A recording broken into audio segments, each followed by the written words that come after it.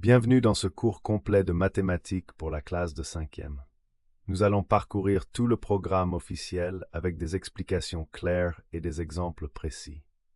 Au programme, les nombres relatifs, les fractions, le calcul littéral, la symétrie centrale, les triangles et angles et la proportionnalité. Chapitre 1er, les nombres relatifs.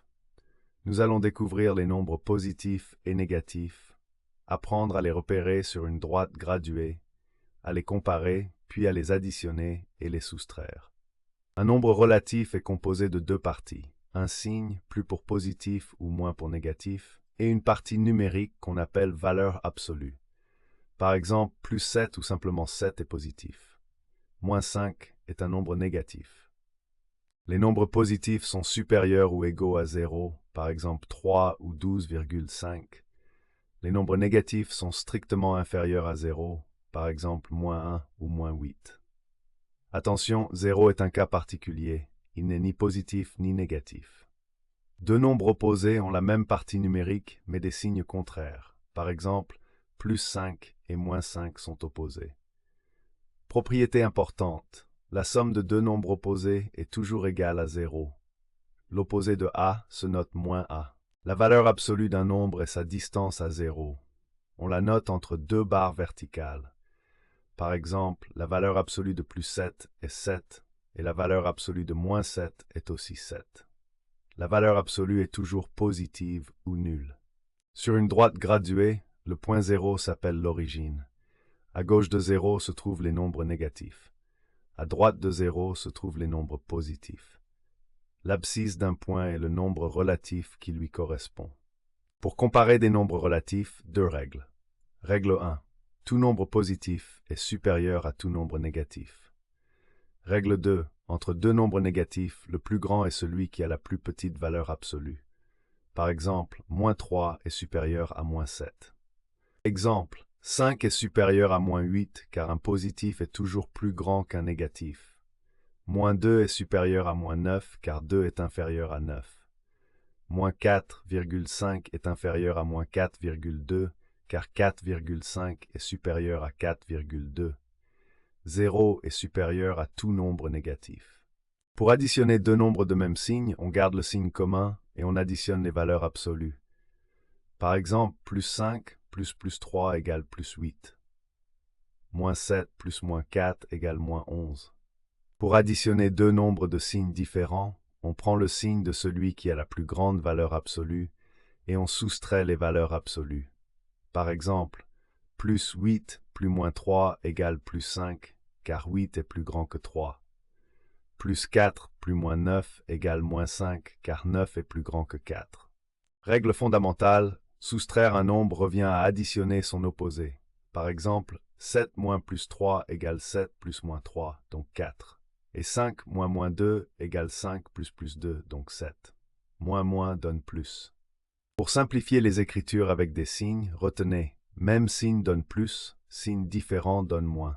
Plus égale plus moins égale moins plus égale moins, et moins égale plus. Chapitre 2, les fractions niveau approfondi. Nous allons revoir les définitions, apprendre à additionner et soustraire des fractions, à les multiplier et à calculer la fraction d'une quantité. Rappel, une fraction A sur B comporte un numérateur en haut et un dénominateur en bas. Le dénominateur ne peut pas être 0. La fraction A sur B représente A divisé par B ou A part d'un tout divisé en B par égal. Propriété fondamentale. On ne change pas la valeur d'une fraction en multipliant ou divisant le numérateur et le dénominateur par un même nombre non nul. Par exemple, 2 tiers égale 4, 6e égale 6 neuvième. Pour additionner ou soustraire des fractions, il faut d'abord les réduire au même dénominateur. On cherche un multiple commun. Par exemple, pour 2 tiers et 5 quarts, on utilise 12 comme dénominateur commun. 2 tiers devient 8 douzièmes et 5 quarts devient 15 douzièmes. Pour additionner des fractions de même dénominateur, on additionne les numérateurs et on garde le dénominateur. Par exemple, 3 septièmes plus 2 septièmes égale 5 septièmes. Pour 2 tiers plus 5 quarts, on passe d'abord au même dénominateur. 8 douzièmes plus 15 douzièmes égale 23 douzièmes. Pour soustraire des fractions de même dénominateur, on soustrait les numérateurs. 7 neuvièmes moins 4 neuvièmes égale 3 neuvièmes qu'on simplifie en 1 tiers. Pour 5 sixièmes moins 1 quart, on passe au dénominateur 12. 10 douzièmes moins 3 douzièmes égale 7 douzièmes. Pour multiplier deux fractions, on multiplie les numérateurs entre eux et les dénominateurs entre eux. Par exemple, 2 tiers fois 5 septièmes égale 10 vingt-et-unièmes. Et 3 quarts fois 2 cinquièmes égale 6 vingtièmes, qu'on simplifie en 3 dixièmes. Prendre une fraction d'une quantité, c'est multiplier cette quantité par la fraction. Par exemple, les 3 quarts de 60 se calculent ainsi. 3 quarts fois 60 égale 180 divisé par 4, donc 45. Autre méthode, on divise d'abord par le dénominateur, puis on multiplie par le numérateur. Chapitre 3. Le calcul littéral. C'est l'introduction à l'algèbre. Nous allons découvrir les expressions littérales, les conventions d'écriture, comment calculer et réduire ces expressions, et la propriété de distributivité. Une expression littérale est une expression mathématique qui contient des lettres.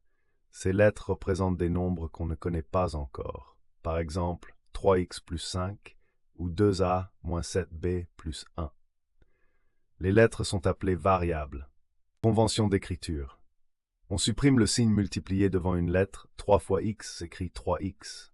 Le coefficient 1 ne s'écrit pas. 1 fois x s'écrit simplement x. Le nombre est toujours placé avant la lettre. X fois 5 s'écrit 5x. Dans l'expression 5x plus 3, le nombre 5 est le coefficient de x. La lettre x est la variable ou inconnue.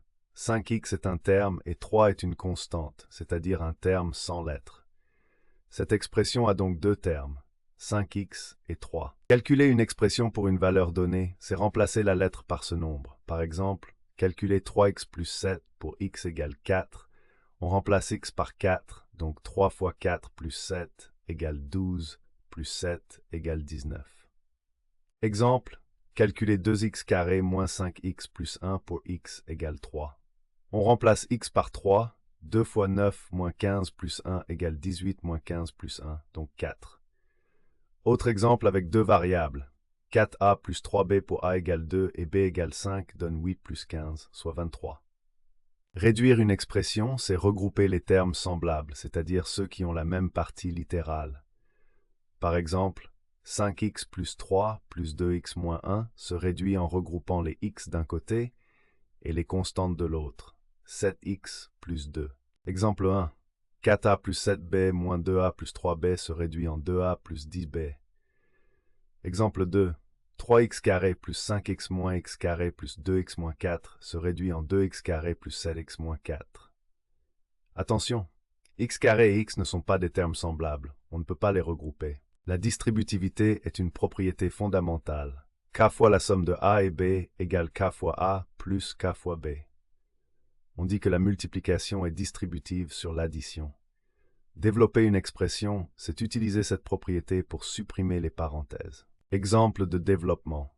3 fois parenthèse x plus 4 donne 3x plus 12. 5 fois parenthèse 2a moins 3 donne 10a moins 15.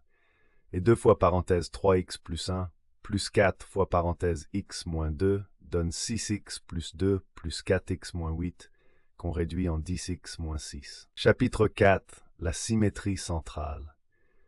Nous allons définir cette transformation, apprendre à construire le symétrique d'un point, découvrir les propriétés de conservation et identifier le centre de symétrie d'une figure. La symétrie centrale est une transformation, soit O, un point appelé centre. Le symétrique d'un point A par point A est le milieu du segment A'. On dit que A et A' sont symétriques par rapport à O. Pour construire le symétrique A' de A par rapport à O, étape 1, tracer la droite passant par A et O. Étape 2, reporter la distance AO de l'autre côté de O sur cette même droite. Le point obtenu A' vérifie bien que O est le milieu du segment A'. La symétrie centrale conserve les longueurs, un segment et son symétrique ont la même longueur. Elle conserve aussi les angles, l'alignement des points, les aires des figures et le parallélisme des droites. Une figure admet un centre de symétrie O si elle se superpose à elle-même par cette symétrie. Par exemple, le parallélogramme a pour centre de symétrie l'intersection de ses diagonales. Le cercle, le rectangle, le losange et le carré ont aussi un centre de symétrie.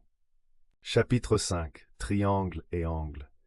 Nous allons découvrir la somme des angles d'un triangle, les triangles particuliers, l'inégalité triangulaire et les relations entre angles et droites parallèles. Théorème fondamental. La somme des mesures des trois angles d'un triangle est toujours égale à 180 degrés. Dans un triangle ABC, l'angle en A plus l'angle en B plus l'angle en C égale 180 degrés. Application. Dans un triangle ABC où l'angle A mesure 65 degrés et l'angle B mesure 48 degrés, calculons l'angle C. On sait que la somme fait 180 degrés, donc 65 plus 48 plus C égale 180. D'où 113 plus C égale 180 et C égale 67 degrés. Un triangle isocèle a deux côtés de même longueur. Propriété importante. Dans un triangle isocèle, les deux angles à la base sont égaux. Par exemple, si ABC est isocèle en A avec AB égale AC, alors les angles en B et en C sont égaux. Un triangle équilatéral a ses trois côtés de même longueur. Conséquence, ces trois angles sont égaux, et comme leur somme vaut 180 degrés, chaque angle mesure 60 degrés. Un triangle rectangle possède un angle droit qui mesure 90 degrés. Les deux autres angles sont aigus et leur somme vaut 90 degrés. On dit qu'ils sont complémentaires. Le côté opposé à l'angle droit s'appelle l'hypoténuse. C'est le plus grand côté. Inégalité triangulaire. Dans un triangle, la longueur de chaque côté est strictement inférieure à la somme des deux autres. En pratique, il suffit de vérifier que le plus grand côté est inférieur à la somme des deux plus petits. Application. Peut-on construire un triangle de côté 4 cm, 6 cm et 12 cm? Le plus grand côté est 12 cm. La somme des deux autres est 4 plus 6, donc 10 cm. Or 12 est supérieur à 10, donc l'inégalité triangulaire n'est pas respectée. Ce triangle n'existe pas. Quand deux droites parallèles sont coupées par une sécante, on définit des angles correspondants. Ce sont des angles qui occupent la même position par rapport aux droites. Si les droites sont parallèles, les angles correspondants sont égaux. Les angles alternes internes sont situés de part et d'autre de la sécante et entre les deux parallèles. Théorème. Si deux droites sont parallèles, alors les angles alternes internes sont égaux. La réciproque est vraie. Si ces angles sont égaux, alors les droites sont parallèles. Chapitre 6. La proportionnalité. Nous allons apprendre à reconnaître une situation de proportionnalité, utiliser le coefficient de proportionnalité, compléter des tableaux et appliquer ces notions aux pourcentages et aux échelles. Deux grandeurs sont proportionnelles si on passe de l'une à l'autre en multipliant toujours par le même nombre. Par exemple, si 2 kg coûtent 6 € et 5 kg coûtent 15 €, on multiplie chaque fois par 3. C'est une situation de proportionnalité. Le coefficient de proportionnalité est le nombre par lequel on multiplie pour passer de la première grandeur à la seconde. On le calcule en divisant la seconde grandeur par la première. Par exemple, si 3 kg coûte 7,5 €, le coefficient est 7,50 divisé par 3, soit 2,50 € par kilogramme. Dans un tableau de proportionnalité, les quotients d'une ligne par l'autre sont tous égaux. Ici, 6 divisé par 2 égale 3, 15 divisé par 5 égale 3, 24 divisé par 8 égale 3. Le quotient est constant, donc c'est bien un tableau de proportionnalité. Méthode des produits en croix. Dans un tableau de proportionnalité, les produits en croix sont égaux. A fois x égale b fois c. Pour trouver x, on calcule x égale b fois c divisé par a. Exemple, 5 stylos coûtent 8 €. Combien coûte 12 stylos? On pose le tableau et on applique les produits en croix. 5 fois x égale 8 fois 12, donc 416. Donc x égale 416 divisé par 5, soit 19,20 €. Un pourcentage représente une proportion sur 100. 25% signifie 25%. Pour calculer p% d'un nombre n, on multiplie p par n et on divise par 100. Par exemple, 15% de 80 égale 15 fois 80 divisé par 100, soit 12. Exemple de réduction, un article à 80 € avec 20% de réduction. La réduction vaut 16 €, donc le prix final est 64 €. Exemple d'augmentation, un salaire de 1500 € avec 3% de hausse. L'augmentation est 45 €, donc le nouveau salaire est 1545 €. L'échelle d'un plan est le rapport entre la distance sur le plan et la distance réelle. Par exemple, une échelle de 1 sur 1000 signifie que 1 cm sur le plan représente 1000 cm, soit 10 mètres dans la réalité. Problème. Sur un plan à l'échelle 1 sur 500, une pièce mesure 4 cm. Quelle est sa longueur réelle? L'échelle 1 sur 500 signifie que 1 cm sur le plan correspond à 500 cm en réalité. Donc 4 cm correspondent à 4 fois 500, soit 2000 cm, c'est-à-dire 20 mètres. Félicitations! Vous avez terminé ce cours complet de mathématiques de 5e. Vous avez étudié les nombres relatifs, les fractions, le calcul littéral, la symétrie centrale, les triangles et angles et la proportionnalité. Continuez à vous entraîner régulièrement.